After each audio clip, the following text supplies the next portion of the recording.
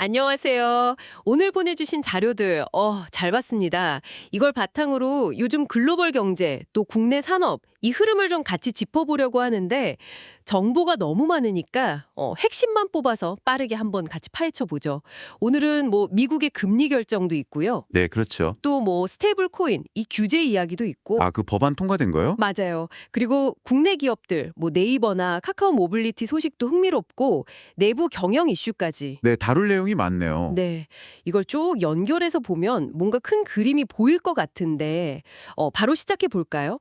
우선 제일 관심이 갔던 게 그 미국 연준 페드 금리 결정이죠. 네, 기준금리는 동결했는데 연말까지 두 차례 금리 인하 가능성을 시사했다. 이 부분이 좀 눈에 띄더라고요. 맞습니다. 이게 연준이 지금 인플레이션이랑 경기 둔화 사이에서 상당히 신중하게 줄타기를 하고 있다는 걸 보여주는 거죠. 그렇죠. 물가 부담도 있고 또 경기 가라앉는 것도 신경 쓰이고. 네, 그래서 기업들 입장에서는 앞으로 이제 자금 조달 비용이 어떻게 될지 이런 걸 좀 보면서 유동성 관리에 더 신경을 써야 하는 상황이고요.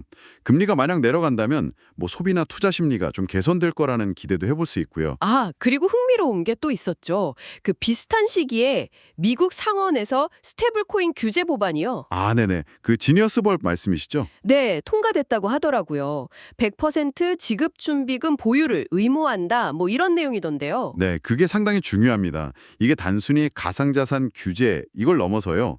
어떻게 보면 디지털 금융이 제도권 안으로 들어오는 속도를 더 빠르게 하는 그런 계기가 될 수 있어요. 아, 제도권 편입이요. 그렇죠. 100% 준비금을 딱 요구하니까 스테이블 코인 자체의 안정성은 높아지고 그럼 이제 투자자들의 신뢰도 올라가겠죠. 근데 재밌는 건 보내주신 자료에도 그런 분석이 있던데 이게 오히려 비자나 마스터카드 같은 기존 금융회사들 주가에는 단기적으로 좀 괜찮을 수 있다는 거예요. 아, 왜 그렇죠? 규제인데? 특정 스테이블 코인이 기존 결제 시스템을 막 위협할 수도 있었는데 그 가능성을 이 법안이 어느 정도 차단해주는 효과가 있다는 거죠. 그러니까 기술이랑 규제가 얽히면서 기존 산업에 예상치 못한 영향을 주는 그런 사례라고 볼 수 있습니다. 그렇군요. 기술과 규제 참 복잡하게 얽히네요. 자, 그럼 국내로 눈을 돌려볼까요? 네이버 주가가 52주 신고가를 찍었어요. 폭등 수준이던데요. 네, 맞아요. 이게 새 정부의 AI 정책, 거기에 핵심 파트너가 될 거다. 뭐 이런 기대감이 엄청 크게 작용한 거죠. 그 서버린 AI라는 말이 계속 나오던데 이게 구체적으로 어떤 기회를 말하는 걸까요? 서버린 AI는 말 그대로 정부가 데이터 주권이나 기술 자립을 확보하려고 자체적으로 구축하려는 그런 국가적인 AI 시스템을 뜻해요. 아, 국가 주도 AI. 네. 근데 여기에 이제 네이버가 핵심적인 역할을 할 수 있다 이런 가능성이 나오면서 주가가 확 뛴 거죠. 정부 정책 방향이 기업 가치에 정말 얼마나 큰 영향을 미치는지 보여준 아주 명확한 사례입니다. 확실히 정책 수혜 기대감이 크네요. 네. 다만 뭐 일부 자료에서는 정부 정책에 너무 의존하게 되는 리스크도 있지 않냐 이런 지적도 있긴 했습니다. 하긴 그렇겠네요. 자, 네이버가 이렇게 주목받는 동안 다른 쪽에선 또 국경 간 투자 소식도 있었어요. 중국의 그 거대 IT 기업 텐센트요. 아, 네. 카카오 모빌리티. 네, 카카오 모빌리티 2대 주주가 되려고 한다고요. 근데 경영권 간섭은 안 하고 소수 지분만 투자하는 걸 선호한다면서요. 네, 그 텐센트 방식이 좀 독특하죠. 그냥 돈만 넣는 게 아니라 그 투자받는 회사의 자율성은 꽤 보장을 해주면서 장기적으로 협력해서 시너지를 만들려는 그런 전략이에요. 보내주신 자료 중에 그 텐센트 과거 투자 사례들 보면 이런 식으로 기술 협력이나 뭐 해외 시장 같이 나갈 발판을 마련하는 경우가 꽤 있었어요. 아, 그럼 우리 국내 유망 기업들한테는 글로벌로 나갈 기회가 될 수도 있겠네요. 그렇죠. 텐센트 입장에서도 성장 가능성을 같이 나누는 거고 서로 윈윈이 될 수 있는 모델인 거죠. 그런 긍정적인 소식도 있지만 또 기업 내부 문제로 시끄러운 곳도 있네요. 한국콜마.